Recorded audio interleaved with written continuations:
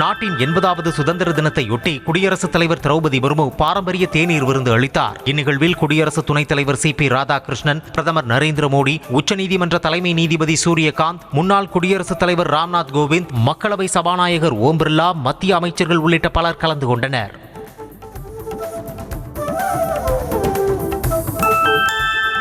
எண்பதாவது சுதந்திர தினத்தையொட்டி பஞ்சாபில் உள்ள இந்தியா பாகிஸ்தான் எல்லைப் பகுதியான அட்டாரி வாகா எல்லையில் வெகு விமர்சையாக இருக்கும் தேசிய கொடியிறக்கும் நிகழ்ச்சி நடைபெற்றது. இந்திய ராணுவ வீரர்கள் மிடுக்குடன் வீறுநடை போட்டு தேசிய கொடியை இறக்கினர். இதனை உற்சாகமாக பார்த்து ரசித்த மக்கள் வந்தே மாதரம் என தேசபக்தி முழங்க கரகோஷம் எழுப்பினர்.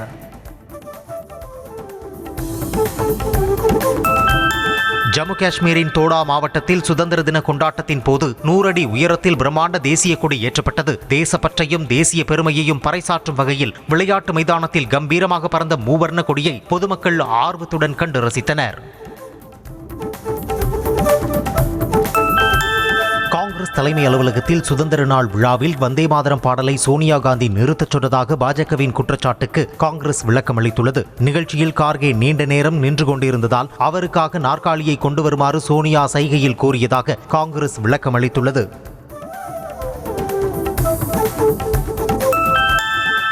வந்தே மாதரம் பாடலை எதிர்ப்பவர்கள் தங்களது தாய் யார் என்பதையே அறியாதவர்கள் என கேரள பல்கலைக்கழக துணைவேந்தர் மோகனன் குன்னுமல் பேசியது சர்ச்சையை ஏற்படுத்தியுள்ளது. திருவனந்தபுரத்தில் நடைபெற்ற RSS இளைஞர் சந்திப்பில் பேசிய அவர், இந்தியாவை தாயாக கருதுவதால் தான் வந்தே மாதரம் என்கிறோம் என தெரிவித்தார். கர்நாடக அணைகளில் இருந்து காவிரி ஆற்றில் 12,000 கன அடி நீர் திறக்கப்பட்டுள்ளது. கபினி அணையில் இருந்து 10,000 கன அடியும், கிருஷ்ணராஜசாகர் அணையில் இருந்து 2,298 கன அடியும் தண்ணீர் திறக்கப்பட்டுள்ளது. இதனால் காவிரியில் நீர்வரத்து அதிகரிக்கும் சூழல் ஏற்பட்டுள்ளது. தமிழகத்தில் இன்று மேற்கு தொடர்ச்சி மலை மாவட்டங்களில் ஓரிரு இடங்களில் மிதமான மழைக்கு வாய்ப்புள்ளதாக சென்னை வானிலை மையம் கணித்துள்ளது. மழை பொழியும் நேரத்தில் மணிக்கு 50 கிலோமீட்டர் வேகம் வரை காற்று வீசும் எனவும் வானிலை மையம் தகவல் தெரிவித்துள்ளது. செங்கல்பட்டு, காஞ்சிபுரம், விழுப்புரம், திருவண்ணாமலை மாவட்டங்களில் நாளை ஓரிரு இடங்களில் கனமழைக்கு வாய்ப்புள்ளதாக வானிலை மையம் தெரிவித்துள்ளது. மதுரை, ராமநாதபுரம், சிவகங்கை, விருதுநகர் உள்ளிட்ட 14 மாவட்டங்களில் நாளை மழைக்கு வாய்ப்புள்ளதாகவும் கணிக்கப்பட்டுள்ளது.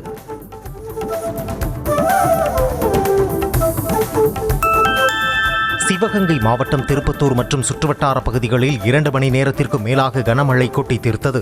திடீரென பெய்த கனமழையால் சாலைகளில் மழைநீர் பெருக்கெடுத்து ஓடியதால் வாகன ஓட்டிகள் சிரமத்துக்கு உள்ளாகினர். தொடர்ந்து பெய்து வரும் மழையால் வெப்பம் தணிந்து குளிர்ச்சியான சூழல் நிலவுவதால் விவசாயிகளும் பொதுமக்களும் மகிழ்ச்சி அடைந்துள்ளனர். திருவொற்றியூரில் போதைப்பொருள் புழக்கத்தை தட்டி கேட்ட +2 மாணவன் அடித்து கொலை செய்யப்பட்ட சம்பவத்திற்கு எதிர்க்கட்சித் தலைவர் உதயநிதி ஸ்டாலின் கண்டனம் தெரிவித்தார். சட்டம் ஒழுங்கை நிலைநாட்டுவதில் தாவேக அரசு முற்றிலும் தோற்றுவிட்டதாகவும் மாணவர்களுக்கு கவுன்சிலிங் வழங்கி விழிப்புணர்வு ஏற்படுத்த வேண்டுமெனவும் அவர் கூறினார்.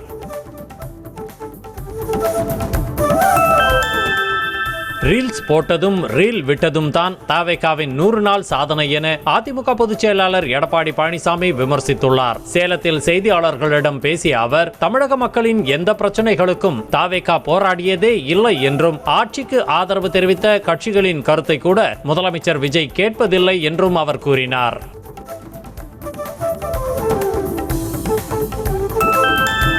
வியாபாரிகள் அரசுக்கு உறுதுணையாக இருக்க வேண்டுமே தவிர ஆட்சிக்கு பக்கபலமாக இருக்கிறேன் என சங்கடத்தை கொடுத்துவிடக் கூடாது என சபாநாயகர் JCD பிரபாகர் தெரிவித்தார். சென்னை அம்பத்தூரில் நடைபெற்ற வியாபாரி சங்கத்தின் ஆண்டு விழா நிகழ்ச்சியில் பேசிய அவர், வியாபாரிகள் தேவையற்ற விஷயங்களில் ஈடுபடக்கூடாது என கேட்டுக்கொண்டார்.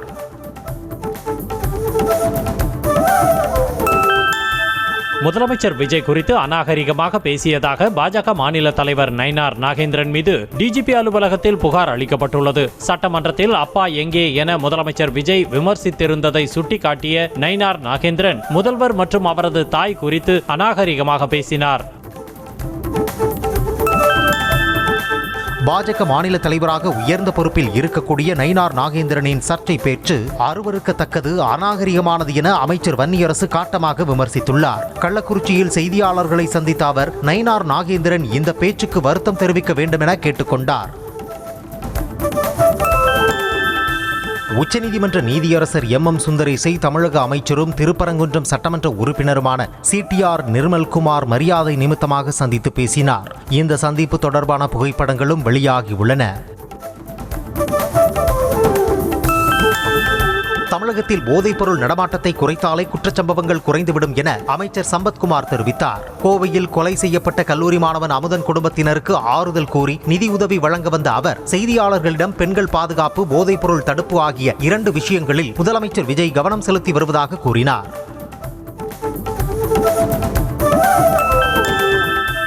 மாணவர்களுடனான மோதலில் அடித்துக் கொல்லப்பட்ட கள்ளக்குறிச்சியைச் சேர்ந்த கல்லூரி மாணவர் அமுதனின் இல்லத்திற்கு அமைச்சர்கள் சம்பத்குமார், வன்னியரசு நேரில் சென்று ஆறுதல் தெரிவித்தனர். மேலும் வன்கொடுமை தடுப்புச் சட்டத்தின் கீழ் முதற்கட்ட நிவாரண நிதியாக 6 லட்சம் ரூபாயை அமுதனின் பெற்றோரிடம் வழங்கினர்.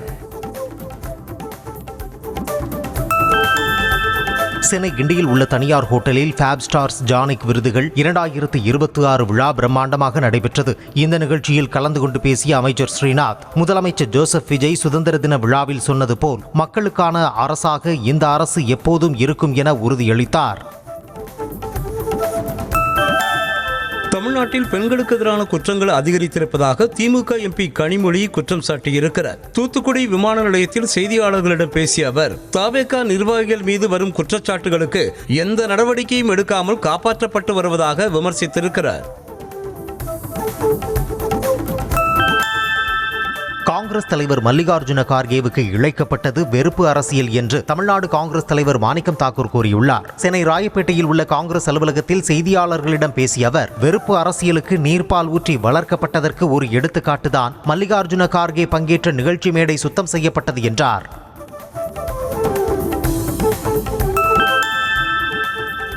சுதந்திர தினத்தையொட்டி புதுச்சேரி துணைநிலை ஆளுநர் மாளிகையில் தேநீர் விருந்து நடைபெற்றது. விருந்திற்கு வந்த முதலமைச்சர் ரங்கசாமி உள்ளிட்ட அரசு பிரதிநிதிகள், அரசு அதிகாரிகளை துணைநிலை ஆளுநர் கைலாஷ்நாதன் வரவேற்றார். அப்போது பத்மஸ்ரீ விருது பெற்ற தட்சிணாமூர்த்தி குழுவினரின் இசை நிகழ்ச்சியும், அசாம், குஜராத் உள்ளிட்ட மாநில கலைஞர்களின் பாரம்பரிய கலை நிகழ்ச்சிகளும் நடைபெற்றன. கனிமங்களை தாங்கும் நிலங்கள் மீது மாநில அரசால் எந்த வரியையும் விதிக்க முடியாது என்ற புதிய சட்டத்திருத்த மசோதாவால் மாநிலங்களுக்கு மிகப்பெரிய நிதி பின்னடைவு ஏற்படும் என MP துரை வைகோ கூறியுள்ளார். சென்னையில் செய்தியாளர்களை சந்தித்த அவர், கடந்த நிதியாண்டில் இதன் மூலம் தமிழக அரசுக்கு சுமார் 4395 கோடி ரூபாய் வருவாய் கிடைத்துள்ளதாக தெரிவித்தார். வெளிநாட்டு நிறுவனங்களுக்கு வழங்கப்படுவதைப் போல் நாமக்கல், திருச்செங்கோடு பகுதியில் உள்ள தொழில் நிறுவனங்களுக்கும் சலுகைகள் வழங்கப்பட வேண்டும் என வி த லீடர் அமைப்பின் தலைவர் அண்ணாமலை வலியுறுத்தியுள்ளார். திருச்செங்கோட்டில் நடைபெற்ற ரிக் உரிமையாளர்கள் சங்கத்தின் மகாசபை கூட்டத்தில் பேசிய அவர், ரிக் தொழிலை விவசாய தொழிலுக்குள் கொண்டு வர வேண்டும் என்றார். சென்னை கொரட்டூரில் நடைபெற்ற திமுக கட்சி நிர்வாக திருமண நிகழ்ச்சியில் எதிர்க்கட்சித் தலைவர் உதயநிதி ஸ்டாலின் கலந்து கொண்டு மணமக்களை வாழ்த்தினார். நிகழ்ச்சியில் கலந்து கொண்ட உதயநிதி ஸ்டாலினுக்கு கட்சி தொண்டர்கள் உற்சாக வரவேற்பு அளித்தனர். கடந்த ஆட்சியை விட தற்போது 100 மடங்கு போதைப் பொருள் புழக்கம் அதிகரித்துள்ளதாக பாமக தலைவர் அன்புமணி ராமதாஸ் குற்றம் சாட்டியுள்ளார். அவர் வெளியிட்டுள்ள அறிக்கையில், காங்கிரஸ் கட்சியின் அழுத்தம் காரணமாகவே தவேக அரசு தொகுதி மறுவரையறைக்கு எதிரான தீர்மானத்தை கொண்டு வந்துள்ளதாகவும், தொகுதி மறுசீரமைப்பால் தமிழகத்திற்கு கூடுதல் நாடாளுமன்ற, சட்டமன்ற தொகுதிகளுடன் பெண் பிரதிநிதித்துவம் அதிகரிக்கும் என்றும் கூறினார்.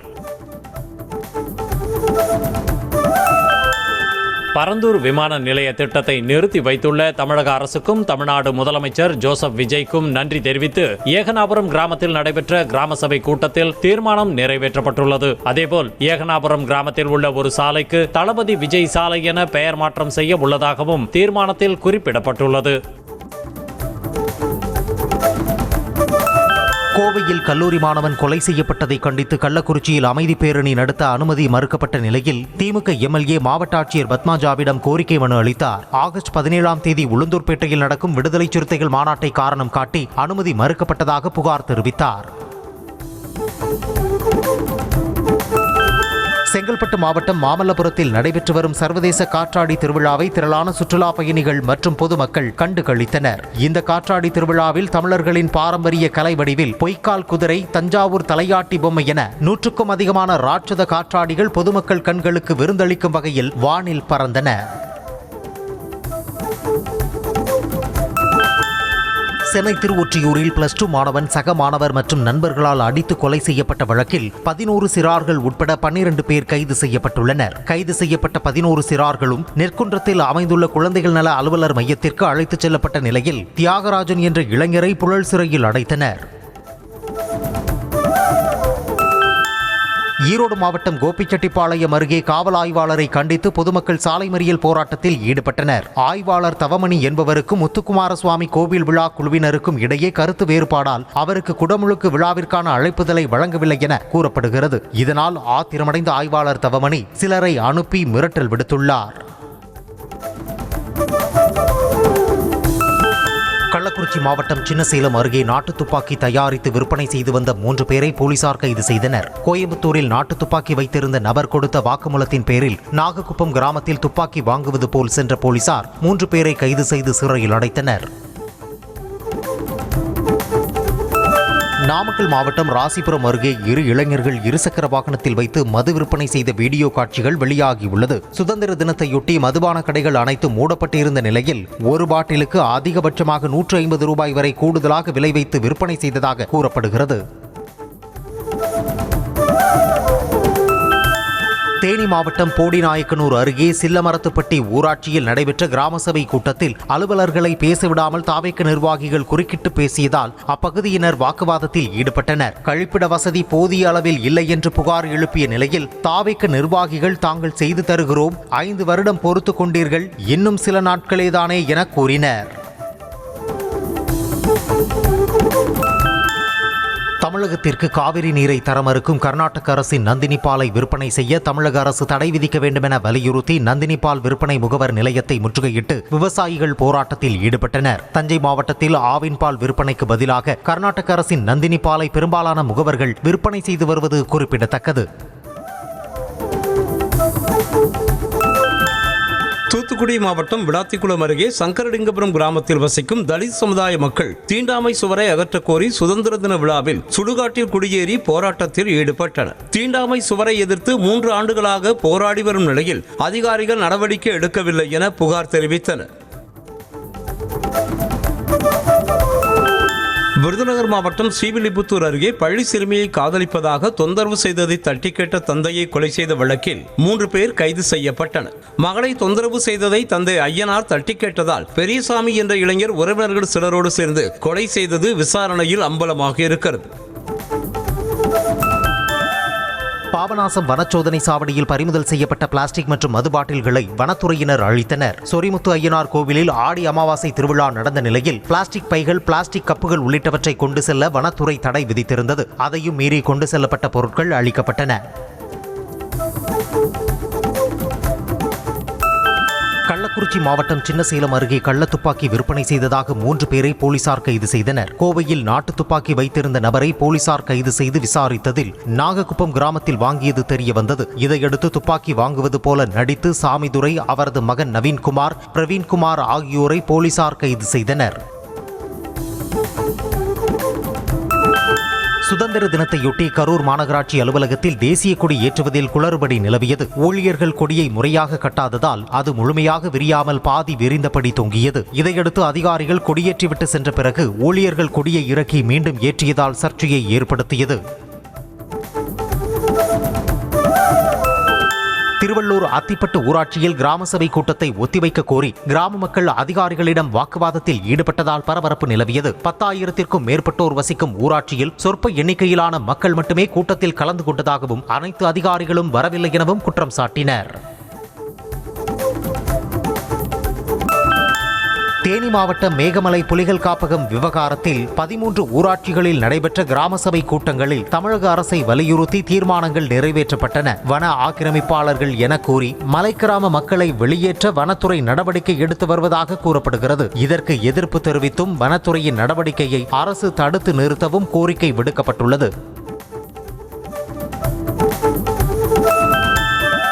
விருதுநகர் மாவட்டம் என் சண்முகசுந்தரபுரத்தில் அடிப்படை வசதிகளை செய்து கொடுக்க அதிகாரிகள் மறுப்பதாகவும் கிராம மக்களை கருணை கொலை செய்ய வேண்டும் என கிராம சபை கூட்டத்தில் இளைஞர் கோரிக்கை விடுத்த வீடியோ வெளியாகியுள்ளது. குடிநீர், சாலை உள்ளிட்ட அடிப்படை வசதிகள் எதுவுமே இல்லை என அப்பகுதி மக்கள் குற்றச்சாட்டுகளை அடுக்கினர்.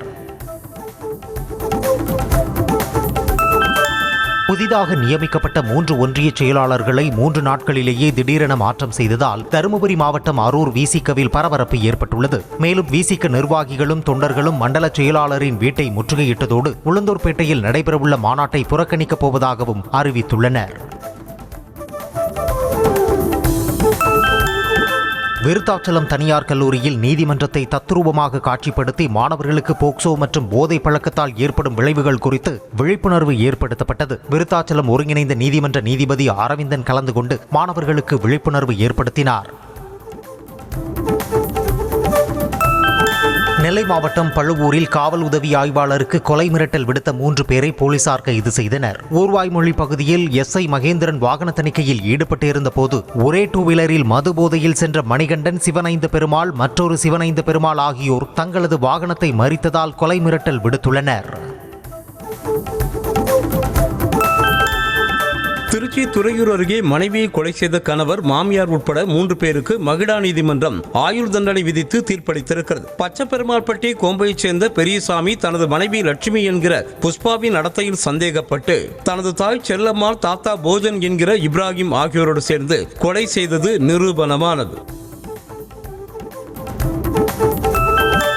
தருமபுரி மாவட்டம் அரூரில் மாடியில் இருந்து தவறி கீழே விழுந்த எலக்ட்ரிஷியன் உயிரிழந்தார். மேல்பாட்சாப்பேட்டையைச் சேர்ந்த சிவக்குமார் 4 ரோடு அருகே உள்ள கடையின் மாடியில் எலக்ட்ரிஷியன் கடை நடத்தி வந்தார். இவரது மனைவி ஏற்கனவே உயிரிழந்து விட்ட நிலையில் 13, 9 வயதில் 2 மகள்கள் உள்ளனர். இந்த சூழலில் தனது கடை மாடியில் இருந்து தவறி கீழே விழுந்து சிவக்குமார் உயிரிழந்தார். சென்னை தேனாம்பேட்டை அருகே சாலையில் நடந்து சென்ற பெண்ணை தாக்கிவிட்டு சென்ற 3 பேர் குறித்து போலீசார் விசாரணை நடத்தி வருகின்றனர். திலகவதி என்ற பெண் அளித்த புகாரில் வரதராஜபுரம் பகுதியில் நடந்து சென்ற போது அதே பகுதியைச் சேர்ந்த செல்வக்கிட்டு, பப்ளு, ஆகாஷ் ஆகியோர் போதையில் வேண்டுமென்றே வம்பிழுத்து தாக்கியதாக கூறியுள்ளார். கன்னியாகுமரி மாவட்டம் குளித்துறையில் நடைபெற்ற பொருட்காட்சியில் ரயில் ராட்டினம் விபத்துக்குள்ளானதில் 4 சிறுவர்கள் உட்பட 5 பேர் காயமடைந்தனர். நகராட்சி சார்பில் 20 நாட்கள் ஏற்பாடு செய்யப்பட்டிருந்த வாவுப்பலை பொருட்காட்சியில் போதிய பாதுகாப்பு ஏற்பாடுகள் செய்யவில்லை என குற்றச்சாட்டு எழுந்த நிலையில் பொருட்காட்சி தற்காலிகமாக நிறுத்தி வைக்கப்பட்டுள்ளது. சென்னை மதுரவாயிலில் உள்ள எம்ஜிஆர் கல்வி மற்றும் ஆராய்ச்சி பல்கலைக்கழகத்தில் 80வது சுதந்திர தினத்தையொட்டி நடைபெற்ற இரத்த தான முகாம் உலக சாதனை புத்தகத்தில் இடம்பெற்றுள்ளது. ஒரே நிறுவனத்தில் நடைபெற்ற மிகப்பெரிய இரத்த தான முகாம் என்ற அடிப்படையில் இந்த நிகழ்வு நோவா உலக சாதனை புத்தகத்தில் இடம்பெற்றது. அதற்கான சான்றிதழை பல்கலைக்கழக வேந்தர் AC சண்முகம் உள்ளிட்டோர் பெற்றுக்கொண்டனர். திருவள்ளூர் மாவட்டம் பெரியகுப்பத்தைச் சேர்ந்த 16 வயது பள்ளி மாணவர் வீட்டில் தூங்கிக் கொண்டிருந்த போது லேப்டாப் சார்ஜர் வயரை தலையணை என நினைத்து பிடித்த போது மின்சாரம் தாக்கி உயிரிழந்தார். சம்பவம் குறித்து மணவாளநகர் போலீசார் விசாரணை நடத்தி வருகின்றனர்.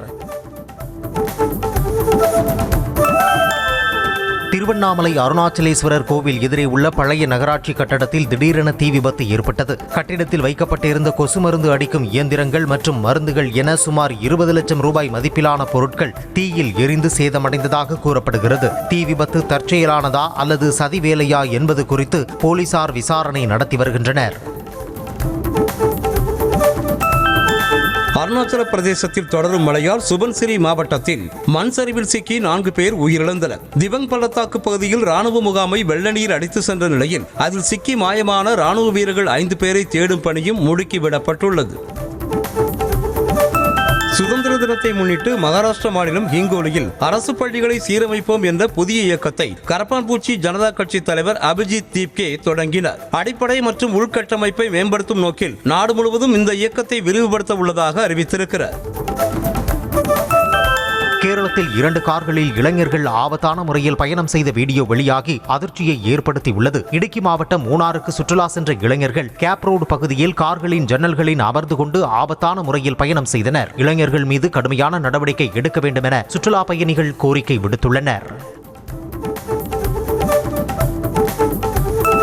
கர்நாடக மாநிலம் மங்களூரு KS ராவ் ரோடில் உள்ள KFCயில் கெட்டுப்போன சிக்கன் வழங்கப்பட்டதாக வாடிக்கையாளர் புகார் அளித்ததை தொடர்ந்து உணவு பாதுகாப்புத்துறை அதிகாரிகள் திடீர் சோதனை நடத்தினர். சமையலறை, ஸ்டோர் ரூம் மற்றும் குளிர்சாதன சேமிப்பு பகுதிகளில் ஆய்வு மேற்கொண்ட அதிகாரிகள் குடோனை சீல் வைத்து உணவு மாதிரிகளை சேகரித்து ஆய்வக பரிசோதனைக்கு அனுப்பினர்.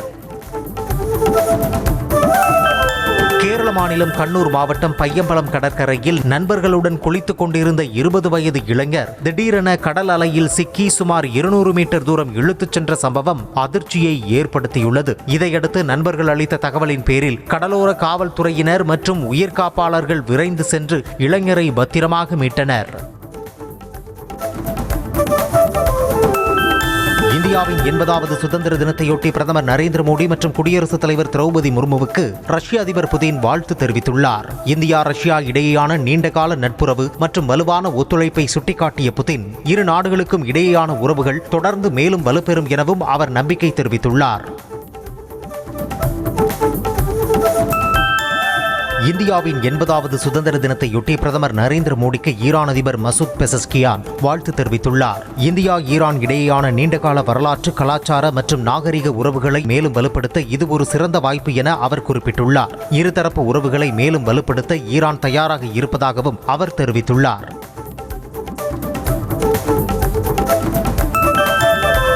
நீரிணை ஈரானின் உத்தரவுப்படி மட்டுமே திறக்கப்படும் என ஈரான் திட்டவட்டமாக தெரிவித்துள்ளது. நீரிணையை கைப்பற்றி அமெரிக்காவின் கட்டுப்பாட்டுக்குள் கொண்டுவரப்போவதாக ட்ரம்ப் தெரிவித்திருந்தார். அதிபர் ட்ரம்பின் பேச்சுக்கு பதிலடி கொடுக்கும் விதமாக ஈரானின் துணை வெளியுறவு அமைச்சர் காசிம் கரிபாபாதி ஹார்முஸ் நீரிணை ஈரானிடமே நிலைத்திருக்கும் என தெரிவித்தார். 14 வெளிநாடுகளுடன் இணைந்து செங்கடல் பாதுகாப்புக்கான கூட்டணியை உருவாக்கியுள்ளதாக சவுதி அரேபியா அரசு அறிவித்துள்ளது. பாபல் மண்டேப் நீரிணை, செங்கடல் மற்றும் ஏடன் வளைகுடா பகுதியில் செல்லும் கப்பல்களின் பாதுகாப்பிற்காக செங்கடல் பாதுகாப்பு கூட்டணியை உருவாக்க சவுதி அரசு கடந்த ஜூலை 30 அன்று முன்மொழிந்தது.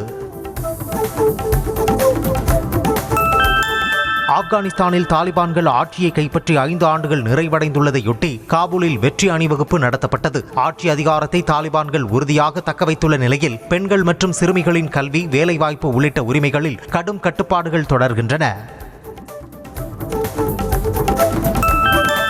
இந்தோனேசியாவின் புளோரஸ் தீவு அருகே 7.7 ரிக்டர் அளவில் சக்தி வாய்ந்த நிலநடுக்கம் ஏற்பட்டதில் இதுவரை 47 பேர் உயிரிழந்துள்ளனர். கட்டடங்கள் இடிந்து விழுந்ததுடன் நிலச்சரிவும் ஏற்பட்டதாகவும் கடலோர பகுதிகளில் சிறிய சுனாமி அலைகளும் பதிவானதாகவும் தெரிவிக்கப்பட்டுள்ளது. உயிரிழப்பு மேலும் அதிகரிக்கலாம் என அதிகாரிகள் தெரிவித்துள்ளனர்.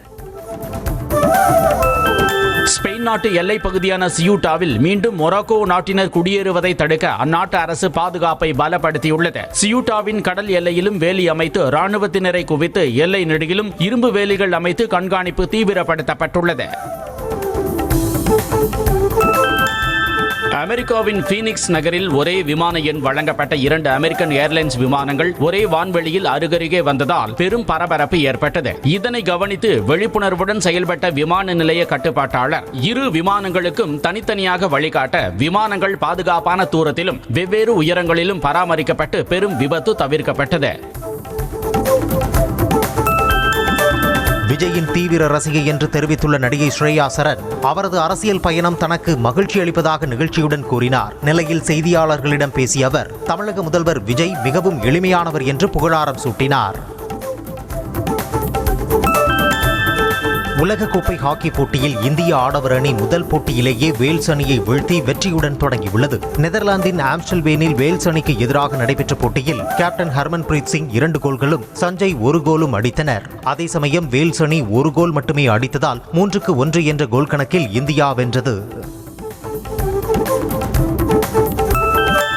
டிஎன்பிஎல் கிரிக்கெட் லீக் போட்டியில் கோவை அணி 116 ரன்கள் வித்தியாசத்தில் திருச்சியை வீழ்த்தி அமோக வெற்றி பெற்றது. நத்தம் என்பிஆர் கல்லூரி மைதானத்தில் நடந்த போட்டியில் முதலில் பேட்டிங் செய்த கோவை அணி 20 ஓவர்களில் 6 விக்கெட் இழப்புக்கு 201 ரன்கள் எடுத்தது. தொடர்ந்து களமிறங்கிய திருச்சி அணி 16.1 ஓவர்களில் 85 ரன்களுக்குள் சுருண்டு தோல்வியடைந்தது.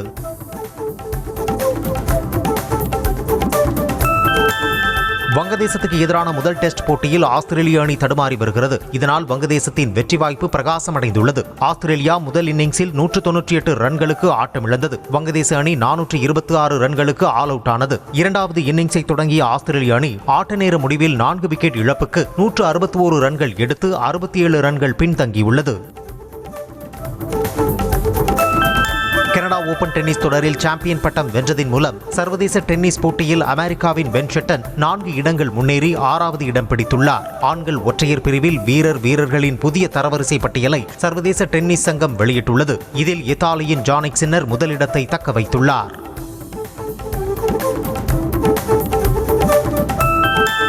காரைக்கால் தூய தேற்றரவு அன்னை ஆலய ஆண்டு திருவிழாவை முன்னிட்டு நடைபெற்ற மின் அலங்கார தேர்ப்பவனியில் திரளான கிறிஸ்தவர்கள் கலந்து கொண்டு மாதாவை வழிபட்டனர். தேர்ப்பவனியையொட்டி ஆலயத்தில் பங்கு தந்தை சிறப்பு திருப்பலியை நடத்தி அன்னையின் தேருக்கு புனித நீர் தெளித்து தேர்ப்பவனியை தொடங்கி வைத்தார். தொடர்ந்து தேர்ப்பவனி முக்கிய வீதிகள் வழியாக சென்று மீண்டும் ஆலயத்தை வந்தடைந்தது.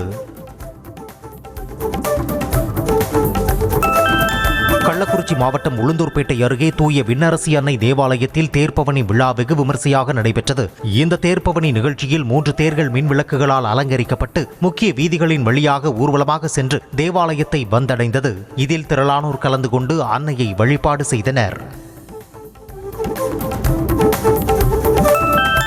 சேலம் மாவட்டம் ஆத்தூர் அருகே புனித ஜெயராக்கினி அன்னை ஆலயத்தில் திருத்தேர் திருவிழா வெகு விமர்சையாக நடைபெற்றது. வண்ண மின் விளக்குகளால் அலங்கரிக்கப்பட்ட தேரில் மாதா சிலை அமைக்கப்பட்டு தேரோட்டத்தை அருள் செல்வம் ராயப்பன் திருப்பலியை நிறைவேற்றி தொடங்கி வைத்தார். இதனையடுத்து திரளான பக்தர்கள் தேரினை வடம் பிடித்து இழுத்து மனமுருகிய அன்னையை வழிபாடு செய்தனர்.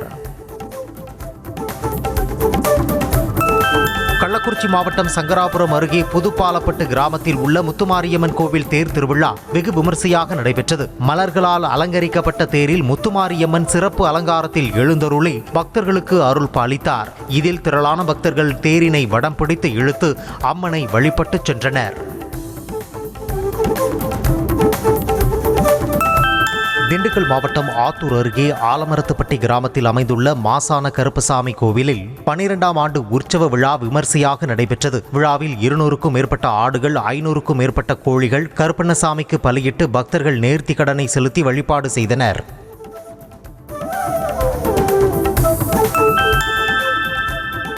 தூத்துக்குடியில் நெய்தல் கலை திருவிழாவின் 2ஆம் நாளில் பல்வேறு கலை நிகழ்ச்சிகள் நடத்தப்பட்டன. இந்த விழாவில் நடத்தப்பட்ட கரகாட்டம், மயிலாட்டம், ஒயிலாட்டம், தேவராட்டம், பறையாட்டம், குச்சியாட்டம், துடும்பாட்டம், ஜிம்பலா மேளம், பொய்க்கால் குதிரை போன்ற 20க்கும் மேற்பட்ட பாரம்பரிய கலைகளை திரளானோர் கண்டு உற்சாகமடைந்தனர்.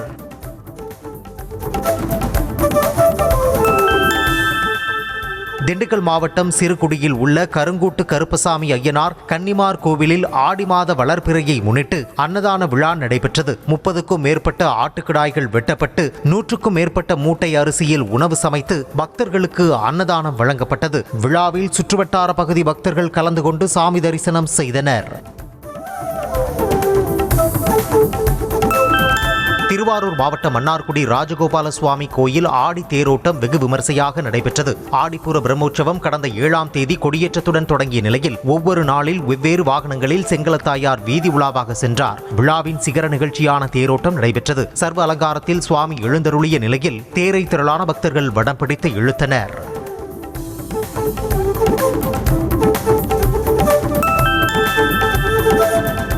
ஆப்பிளின் புதிய ஐபோன் 18 Pro அடுத்த மாதம் அறிமுகமாகும் என தகவல்கள் வெளியாகியுள்ள நிலையில் அதில் புதிய A20 Pro chip, 12GB RAM மற்றும் மேம்படுத்தப்பட்ட கேமரா வசதிகள் இடம்பெறலாம் என கூறப்படுகிறது. ஐபோன் 18 Proவில் 256GB ஸ்டோரேஜ் திறனுடன் தொடங்கி 512GB, 1TB மற்றும் 2TB வரை ஆப்ஷன்கள் கிடைக்கலாம் என கூறப்படுகிறது.